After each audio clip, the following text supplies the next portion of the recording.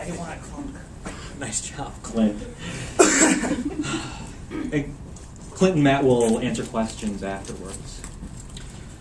So Matt Oliver is next. I'm sorry to see him go. He's been enrolled at MSU for longer than most of us have been alive. He has a tech ID from before the birth of Christ. And he's so busy. He's practically full-time in film. He interns in my screenwriting class. He's a great reader of other people's work, a great workshopper. He facilitates the finding of keys, the unlocking of doors, the cure to my many tech glitches. Matt is there for me. I wasn't actually sure he'd have enough time to write a thesis because of all the service he does. But one of the great joys of the last semester in novel workshop has been watching Matt in full production mode. He's been on fire, cranking out masses of pages weekly. His little story has grown into a beast, a full-on, full-world speculative novel with wonderful characters, a fascinating narrator, and a great sense of the mystical. I can't wait to read the whole thing, Matt. Please welcome Matt Oliver.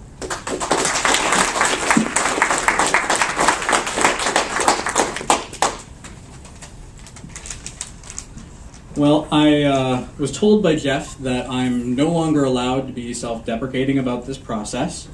So I can tell you that this is absolutely the most fantastic piece of crap that I've almost finished. And yeah, I can't wait to finish writing it so you can read it. All 250 freaking thousand words of it. So, the title of this novel is called Captive Quest, and rather than try and explain the whole of it, which Kara will tell me that I always go too long on, I'll start with the prologue. Titled My First Friend.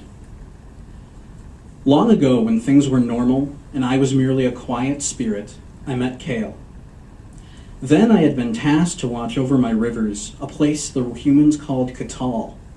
The water often whispered about the people of the southern Badlands, and I'd taken to looking at their village from the skies, their colorful roofs, their unusual ways of worshiping spirits greater than myself.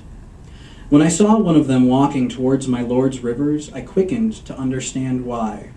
He came to call on the power, his word for the mystical threads of energy that kept the world bound and intact, the lifeblood on which we spirits lived and grew, and more subtly, the way our own lords, the gods of men, received their names and traded honor for boon. Once he came to the river Katal, he knelt by the waters, reached out as delicately as one might to feel a spider's silk and not snap its fine threads, and then he seemed to pray. The West's people are brutal. They've attacked and stolen from us, our cattle die, our children get sick or vanish. He touched the power calmly, which I found strange.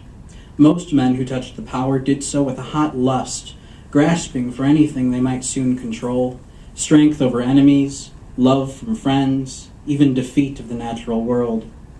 Gentle Kale, though, coaxed the threads which bound the world, delicately seeking answers.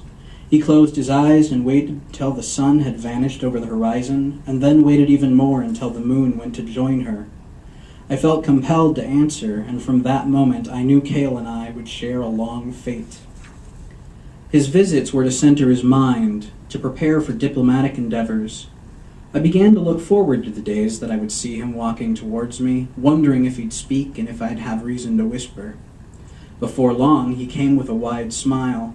I flapped my feathered wings over to him and coiled my serpentine body, resting at his side. And when he knelt, he looked to the waters. "I know it's silly," he said, "but thank you." I tensed, imagining that he was speaking to me, though he was looking to the middle of the river and not even in my direction. He came to the river often after that, to meditate and listen to what he might hear. I'd whisper an offering of knowledge from time to time, but most times I simply watched him with a growing curiosity of human nature.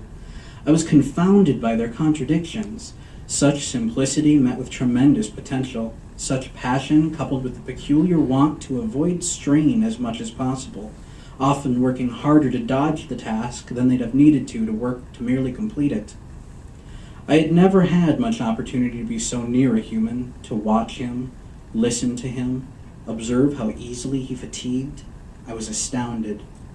It had been these very people, these small creatures with so short a life, who had named Quetzalcoatl and made him a god and my lord, truly immortal. These people who had knelt in fervent prayer, or at least honored him through stories and myth. Kale's people, who lived in the east and of our shared land, had praised him as their genius, grasping insights from air, rain, and waters. I smiled to think that he had me to thank for this, though it wasn't long before Kale began to discover answers from the world on his own, and I only spoke to nudge him in the right directions. He reached out to the people of the West, and he called them brothers. He learned their Nahuatl tongue, and welcomed their visits, even if their ways of worship seemed visceral and cruel. And I thought, how well things keep going. I wondered, what will the world become? And deeply, I wondered when Kale would name me. But then there were threats. Visions came to Kale's western brethren that they could not interpret. Fire fell from the sky and devoured an altar of sun in Huitzilopti. Then lightning struck at Zulteculti. And then they reported fire streaking across the sea from a furious burning Tentitlatan lake. Kale put his apprentices to work deciphering these strange symbols. Kale dreamt of a woman begging them to flee and a two-headed man babbling strange names, and he awoke feeling as though he were bursting with answers. People from the other seas would come to take the land, a man Kale called Cortez. He saw open war and raining blood that would make their mesa ground all the more red, and while I knew nothing of this foreign man, I knew that I did not want to see Kale worry. So I crept closer to him and whispered, Wind is the bane of those who tread on the waters. And Kale gathered his apprentices. They prayed and muttered their words and called on the power to push the wind back and north, and before long there were no longer any prophecies of Cortez and his conquerors. The vision stopped, and a sort of friendship came to the people of the East and West. And I wish I could say that I aided him for selfless reasons, that I helped forge peace between the human brothers and helped them evade invaders so they might continue to grow and prosper in their own way. That later I would help them defeat an industrial expansion of the North so they might keep our rivers clean and prevent minerals from being ripped from the earth. That I did all of this to protect the people in the homes with the red speckled roofs. But I feared that conquerors might change these people, that industry might turn them from Kale, from me. I was merely a spirit, not a god. Mortals had not whispered to me like they had my lord Quetzalcoatl, or even his enemy Tetzalcapoca. I yearned to hear Kale give me name. I hoped that he would know me one day as the spirit who aided him. I thought that if only I did enough, he might finally sense that I was there. We discovered aqueducts together, recycling to keep the water fresh. We drew salt from the oceans and gathered winds to build their temples and walls to protect them from future invaders. Kale and the others with the gift found less and less need to depend on the power then, and their wars of faith even began to settle into what I thought might someday become rich debate. Kale's people now praised them as his savior for his power, for his insight. Yet no matter his wisdom, Kale was still human, and he would not see me. Over time, Kale grew old and feeble. Journeys to my river became too taxing for his weakening bones. He winced and breathed hard as he stumbled to the ground to sit by the banks. His voice waned when he uttered his words of power, and I knew I would not see him again. I came close, pleading that he might see me at least this one time. I uttered my own prayer to my father Coatl to grant me this one thing, to share this last moment with my friend before he was gone forever. Kale conjured forth power that I thought men had long forgotten, then drawing up sparkling silk from the riverbed. I watched, my curiosity like it had been on that first day. I was captivated by the way this man gave so much of himself, the earnestness he possessed in what the things nature returned. With hands of the finest knitters, he wove power and river water, silt and sand, bits of silver and gold rock trapped in the bed, and when he was done, he held a silver-colored medallion formed of my very own river. I knew his desires, to craft an item that would carry with it the purity of these waters. I swam closer, sad to see him go, but ready to bless this gift to him. I felt a shift and a sickness creep over me, a sadness that I had not known in the many long years since living my life. I thought of Cale as a friend, though I didn't realize the deep ill that I would feel at the idea that this would be the last time I saw him. Distracted by these forgotten feelings, I did not feel the power churning. I did not sense that his magic was still at work. And then I failed to notice my spirit, the whole of me, suddenly coaxed into the medallion, and by the time I had realized what was happening, I felt the power seal me. A thick wall of energy surrounded me, and I bounded against it, frantic. The sounds of the river's waters went hollow, a sort of echo. The sun's bright light diffused as though hundreds of clouds came to form such an overcast sky that the world would only know twilight. The curious blend of hot and cold temperature for summer sun and river wind faded to a disorienting absence, a sort of nullness that I worried would never abate. Even slamming myself against the wards of power had no tactile sensation, like reaching out into the air as far as you could and then simply failing to contact anything. I was imprisoned within the shield of silver, captive. And this is a section of the following chapter titled My Friends, where a girl named Idrin, one of the lead protagonists in the novel, has discovered the amulet, and by proxy our narrator, after it's been lost for many years after Cale's further adventures. When Idrin found me, it had been after long years of oblivion. There had been silence and darkness. I'd resigned to the fact that I would no longer feel the touch of the cool river or the warm eastern wind, except by proxy of Cale. But that was also gone. Bereft of anything, I even yearned for the sick that passed through me whenever Cale had called on a gift through me that he thought simply came from his quiet silver medallion. I had thought up hallucinations to entertain me, though after a time even those went silent and lackluster. But when I felt Idrin's hand around my silver prison, the sudden burst of her curiosity, and then the sundering that came as she ripped me from the soil, through the arctic cold of flooded farmland, and up to a crackling thunder-filled sky, the blasting chaos of sensation was too much to identify anything. What I'd later figure was the lightly blowing wind felt like a torrent, and the subtle pelts of water dripping on Idrin's hand were a bruising shower of sharp rock. The soft scrape of the medallion against the girl's calloused farmer hands felt like an earthquake, and the shrill cry to her father was a cacophony of anguish. Despite how long I'd yearned to sense anything, I tried to tighten my consciousness into a fetal ball to close everything off. Details slipped through, though. Her name was Idrin. She was a boyish girl of 11 years. She liked kittens, feared spiders, and could not swim well. The sun had not shone through the dusk since 2 days prior, and soon she would be the only one left alive. Idrin and her family were farmers of a small village, Ardaro. 5 families and a handful of migrants lived together, their population just under 40 people, and all their houses a short jog from each other's, and their crops or pens sprawling outward behind each place. The women of Idrin's house would pluck and husk corn, while the men tended goats or sheep, or aided nearby families with their cattle and pigs. They traded wool and corn for meat, and even though I felt the days of worshiping the gods of Cale's time were distant, it seemed that some of these practices remained. The families shared their supplies, exchanging one thing for another, none of them living in abundance, and according to Idrin's father, none of them living in squalor, except for that lazy-ass Ches, though I gathered his place must have been deserved. Idrin thought the village was as happy as it could have been, excepting for the particularly long rain season they were in the midst of. To her memory, summer through late fall always meant a lot of rain, though the skies hadn't parted in so long, and the pond just down the hill from their home had now looked more like a lake.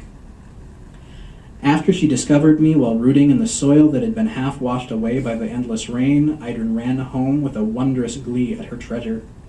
She heard her father talking to a cousin from the next farm over. "It's unnatural," he said.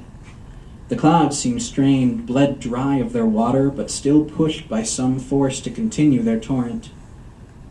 Had it been Cale who held me, we might have banished the storm through conjuring ancient power through her pretty necklace was the farthest thing from Idrin's mind. She didn't sense the worry in her father's voice, nor see the drowned planting fields.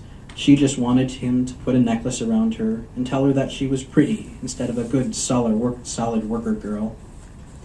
She plopped me into the folds of her skirt and shrugged, deciding there were no less than 16,000 things better to do than listen to her father worry about the weather. Then went off to the growing lake in search of more shimmering treasures. She thought to have him clasp me around her neck later. Plunging her hands into the wet soil, she kept digging, checking every few seconds to make sure she hadn't lost me to the rain. I won't deny that I feared the same. Another oblivion. When the shout started, Idrin thought she was simply hearing more strange echoes from the lightning's thunderclaps. But since the last things I had heard before my own oblivion had been angry yells, I worried.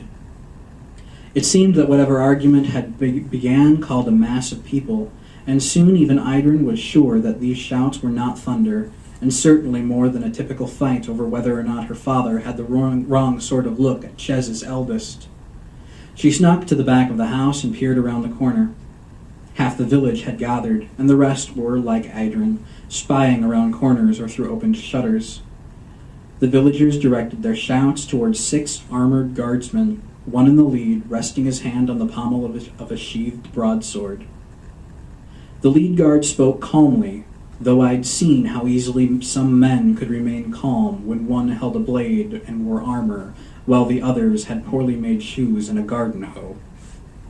While the village folk yelled, he repeated the same words: tribute, Atzlan territory, the girl, your girl, and a definitive but unmoving, "You should see this as an honor, sir." "Who does the bloody witch think she is?" Idrin's father bellowed. He was a large, muscled man built from years of field work. Idrin smiled at his language, awaiting the day that she could use the same words without being slapped by her mother Mirren. "What'll we do, Dano?" Mirren asked. She was a plump woman with bright rosy cheeks who spent most of her time sitting on a bench and proving she was still the fastest corn husker in the village. And Dano threw the first punch. Idrin stood in a paralysis, her eyes wide and her throat so tight she couldn't swallow the knot of phlegm that had suddenly appeared as the guards unsheathed their swords. The lead kept the same stance, though stepped forward between Dano and his men, who had managed to get his blade out first despite being on the ground. "The decision has been made," the lead said, his calm fading for a threatening sternness. "Or will you proclaim enmity towards your benefactor, your empire?" He cocked his head and gave a smile that was far too much smirk. These villages were not educated, and the guard's face said he knew as much. "You ain't having that sweet girl," said a man Idrin knew as Gerald, an older farmhand who wasn't related to anyone here but stayed in the stables and sold his arms and back to whichever farm needed him most. Gerald stepped forward, thrusting his hand out to the lead. It seemed to me that he meant to grab hold of his shoulder, though with the old man's fervency, I still wonder. One of the guards to the side hollered a warning, and another made a swift upward turn with his blade. And chaos became like a bird of prey, leaping, then flapping its wings, only to hover soundlessly in midair for a fraction of an elegant second before crashing into the river to tear its dinner from the waters. The villagers were quiet with unblinking eyes as Gerald's severed hand sprang up and flew over the lead's shoulder. Then, as if cueing the start of a foot race, Gerald's hand plopped on the ground in front of Mirren.